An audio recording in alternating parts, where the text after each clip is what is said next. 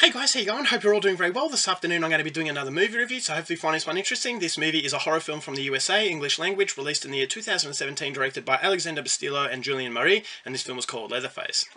So the story of Leatherface is an origin story on what made this iconic killer what he was. And so he got him from a young age. Jedediah Sawyer is his name, and his family are very twisted. He's subjected to some very cruel and very extreme situations that causes the sheriff in the film to take Jedediah away. He says, look, Jedediah is basically, he's been exposed to such violence that he can't live here anymore. But the sheriff has reasons of his own for doing this. So he takes Jedediah, puts him into a mental institution, and then 10 years pass. So the 10 years pass, and now a nurse has become recruited into this institution, and she's starting to look after the inmates. And so all these inmates are very dangerous, especially two of them, and she's very uneasy about these two, but she also befriends a few others. And so all of a sudden there's a situation that causes a riot at this institution that allows these two very dangerous inmates to escape and take this nurse hostage with her. And so they're going to try and escape USA and go to Mexico, but the sheriff that was basically involved in the taking of Jedediah Sawyer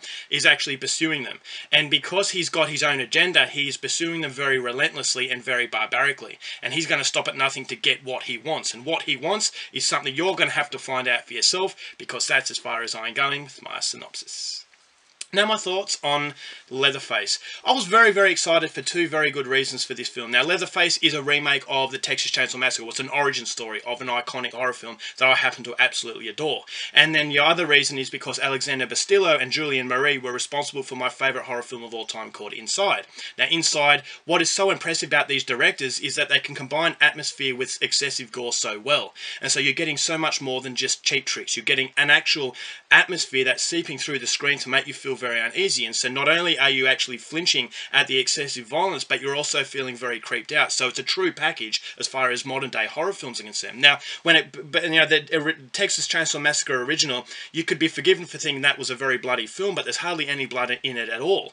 And that was what made it such an iconic film, is because the atmosphere was just so engulfing. But these days, it's all about gore. And a lot of films tend to forget about the atmosphere. But what makes Leatherface so good is that Alexander Bastillo and Julian Marie get to demonstrate why they are such good directors, is because they have a brooding intensity to this film. This is an incredibly dark film. It starts off in an incredibly brutal way, and it really got me sucked into it. You know, there's a reason why I love these guys, and they were throwing that evidence into screen from start to finish. It's a very dark and brooding, there's a very dark and brooding intensity to the film that keeps you engulfed and it keeps you scared. These characters are very excessive. They're very over the top as far as crazy is concerned, and you can actually feel the intensity and the danger around every corner. And I thought the excessive violence combining with the atmosphere, it actually played a pivotal role, because it showed you the consequences of basically double crossing these characters. And so if you can see what they're capable of doing, then all of a sudden you know that they're calling the shots, and that if these characters that you can sympathize with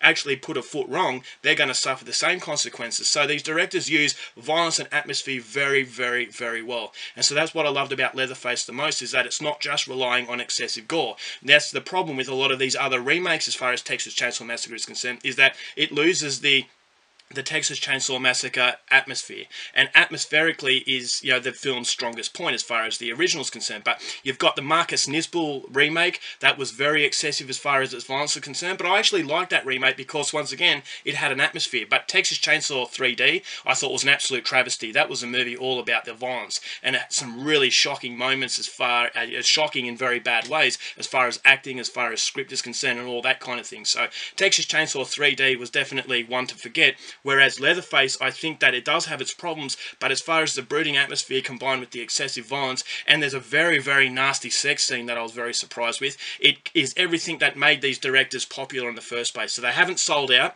and hopefully they go on to bigger and better things if they are going to stay in the United States, because these guys really know what they're doing. So I thought atmospherically it was absolutely fantastic. A very dark and very hard film to watch, and so if you're easily offended or you don't like gore, then you're not going to like this film. And or the the simple fact that no character was safe as well. You think someone's going to survive, but they don't. And so it really does put the cat amongst the pigeons, and you lose all sense of control. So I thought Stephen Dorff's character, as far as the sheriff is concerned, it reminded me of Rob Zombie's Devil's Rejects. So I like the fact that it takes traditional good guys and it shapes them in a way where they're starting to lose their mind. And so because there's no real good guy as far as, you know, purity is concerned, I thought there was a strong level of filthiness to it. That is what, once again, what made Rob Zombie so good in the first place. So, you know, it's a very intense film, and I thought that there was a lot to like about it. But unfortunately, there are a few areas that I didn't really like about it. Now, ultimately, the biggest problem is the fact that this is the Texas Chainsaw Massacre origin story. Now, if this wasn't an origin story, it was simply just a pursuit film, it would have been a lot better. But where this movie really lets itself down, and where a lot of people complain about the film, was the fact that you don't know too much about Leatherface for the majority of the film. At the start of the film, you know who Leatherface is, or who ultimately Jedediah Sawyer is. And then at the end of the film, you know how Leatherface becomes Leatherface, but in the middle parts, it's basically a movie that loses focus of its origin. It doesn't really allow you to know who Jedediah Sawyer or Leatherface is, because it's a movie that's keeping you in intrigue because you're guessing who Leatherface is. You know, at the start of the film, the guy who runs the institution said that he changed the kids' names so that the families couldn't find them. And so for that reason, you're constantly wondering who Leatherface is amongst these people who are on the run. But because you're constantly wondering that, yes, on one hand it does give you the uncertainty and you know, the level of intrigue, but on the other hand it's kind of neglecting its origins, and so you're not really learning too much about Leatherface, you know, apart from the start and the finish. And so it really needed to be a film of its own if it really wanted to take on this sort of formula the film actually takes. So that's something I didn't like. Also didn't like the fact that some of the acting was a little bit off. I thought it was a little bit overacted, and that's something that's not a major distraction because, as I said, the atmosphere really takes over. And there are some likable qualities to these characters, but I thought that a little bit, here and there, a little bit of the acting was a little bit off. And I thought that the runtime, it was a very short film, and I thought it needed to be a little bit longer to really flesh out some of the characters. I thought there's a lot of interest in the film, but I don't feel as though all the interest was really taken, you know, advantage of. And so I thought the ending was okay, but once again, I felt as though they were running out of time and they needed to really rush it towards the end, and it didn't really complement what these two directors are really capable of. So that was, they were the problems that prevent it from being an absolute masterpiece. But I still really enjoy Leatherface based on the atmosphere and the excessive violence and the fact that they don't shy away from graphic material. So if this sounds like your kind of thing, then definitely go out there and see it. But don't get your hopes up too much if you want a Texas Chainsaw Massacre film, because I just felt like for the majority of the movie, it was a completely different experience. So overall, for Leatherface, going to give it 3.5 stars. Still recommended. Go out there and see it. Alright guys, that's it for my review. Hope you enjoyed it. Till next time, keep watching movies, and I'll see you later. Bye.